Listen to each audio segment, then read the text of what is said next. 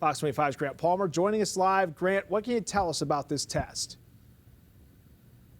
Yeah, Adam, the test is a collaboration between the department and PragerU, and the department says this will help ensure that teachers are fully in line with an America First education. If you're moving in from a more progressive state, before you step up to the whiteboard in Oklahoma, you're going to have to prove you're committed to providing an America First education. The department says they're going to be evaluating educators on 3 different areas: their knowledge of the U.S. Constitution, their understanding of American exceptionalism, and their grasp on the fundamental biological differences between boys and girls. But one state representative says he's worried that this is not going to improve the teacher shortage in Oklahoma. It is going to hinder our ability to address the teacher shortage that we have here in Oklahoma. We would be lucky to have teachers wanting to come to Oklahoma to educate. And this does not help that effort at all. PragerU is helping develop the test. Their CEO, Marissa Street, saying, quote, "This assessment will stop extreme leftist ideologues from harming children and ensure teachers champion America's greatness and future potential." But Bennett says the assessment sounds more like a test of whether you hold what's determined to be the quote-unquote correct political views. The best educators I ever had, you would never be able to tell what their politics were as they were teaching. The Oklahoma City Public Schools Foundation also gave us a statement saying, quote, "We should not be turning our teachers into political pawns. We need to let them teach. We don't need political tests to decide whether they can teach a classroom. We're getting in the way of them effectively educating our children." The department says they'll be finalizing this assessment in the coming weeks, and once it is finalized, it will be implemented immediately. We'll also be speaking to State Superintendent Ryan Walters in the near future a little bit in more detail about this matter. Reporting live, Grant Palmer, Fox 25 News. Thank you, Grant. Recruiting and keeping teachers in Oklahoma classrooms is a challenge we've been reporting on for years.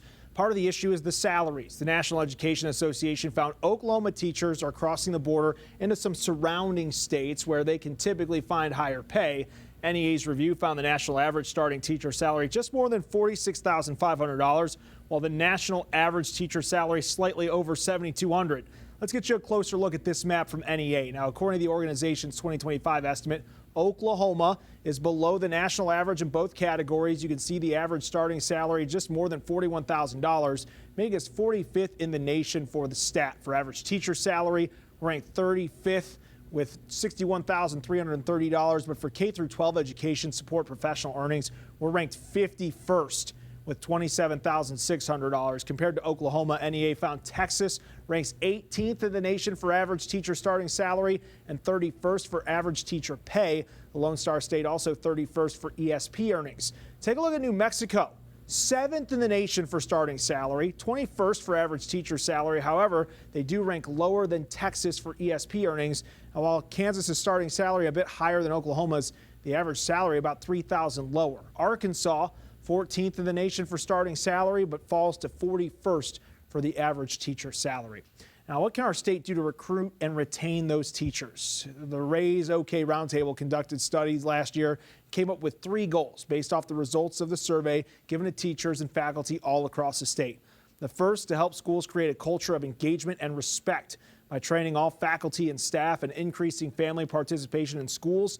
The second, improve pathways to the profession and offer better support for new teachers to help increase retention.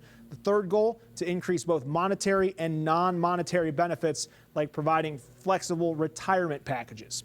The State Department of Education working to attract new and experienced special education teachers. OSDE announced back in April they were rolling out a signing bonus initiative. We've got a breakdown of those bonuses right here. Educators can apply for a $20,000 bonus that they taught out of the state during the last school year and are hired to teach special education in an Oklahoma public school. There's also a $10,000 bonus for newly certified teachers entering their first year and a $5,000 retention bonus for out-of-state hires. Officials say application closes September 1st, and they're on a first-come basis.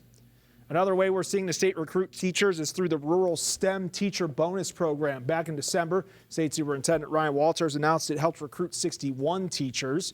This recruitment included educators who signed a contract to teach secondary math or science in a rural public school and during the 2024-25 school year. A new initiative we're seeing from Putnam City Schools, introducing guest teachers.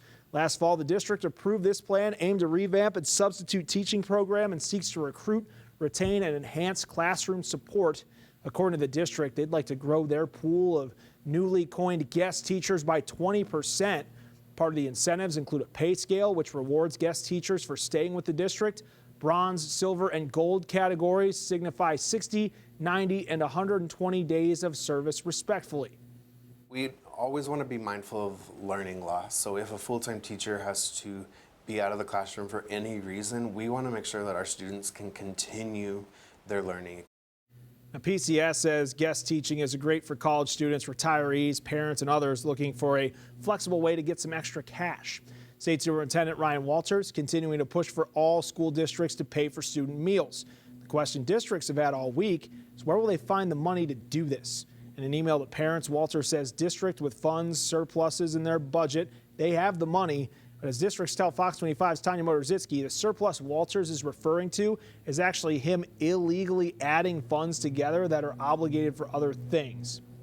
In this email, State Superintendent Ryan Walters sent to public school families Thursday night, he's encouraging families to sign his petition for school meal reform that makes districts figure out how to foot the bill for student lunches.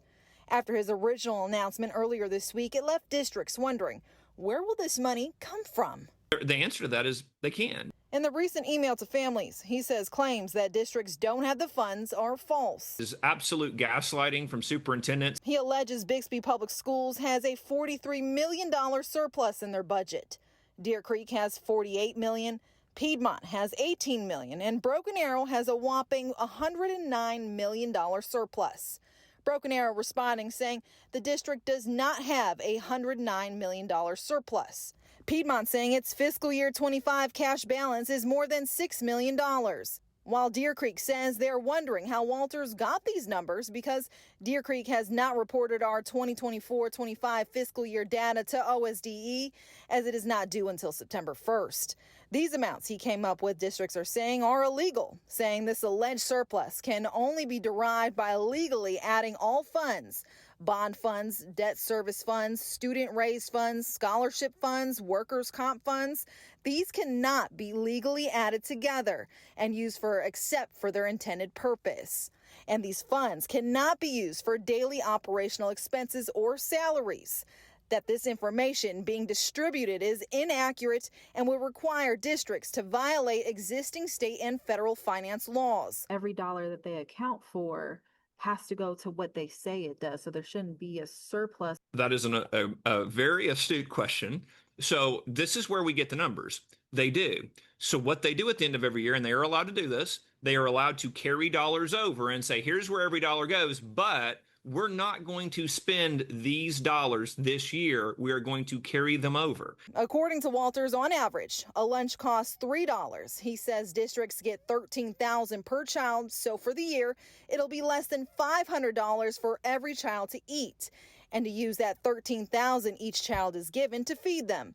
Tanya Motorzitsky, Fox 25 News. Walter says districts are starting to submit their budgets to OSDE and they have to approve those budgets as part of their accreditation. If the districts don't have a line item for covering lunches, he'll send it back. Now, following the state superintendent's announcement, Hunger Free Oklahoma put out a statement about the push for free meals. The organization says ensuring every child has access to no-cost meals every school day and throughout the summer is a goal we should all share and that we can achieve. However, they say it will take additional investment from our state and leveraging every federal dollar available to make it happen. Federal funding for summer programs, after-school programs, and more on pause as the funds are being reviewed by the Trump administration. With more than $6 billion in federal funding frozen, OKCPS is urging federal leaders to reconsider. The billions of dollars in federal funding are used by schools for summer and after-school programs, as well as things like English language instruction. An Office of Management and Budget spokesman says, quote, initial findings show that many of these grant programs have been grossly misused to subsidize a radical left-wing agenda.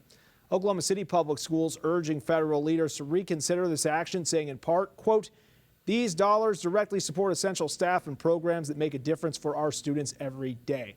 These funds are critical to our ability to support educators and deliver on our commitment to student success. State Superintendent Walters sent us a statement saying he appreciates that the Trump administration is taking care of taxpayer dollars, and goes on to say the State Department of Education is working in lockstep with the Trump administration to assist with our mutually aligned education priorities.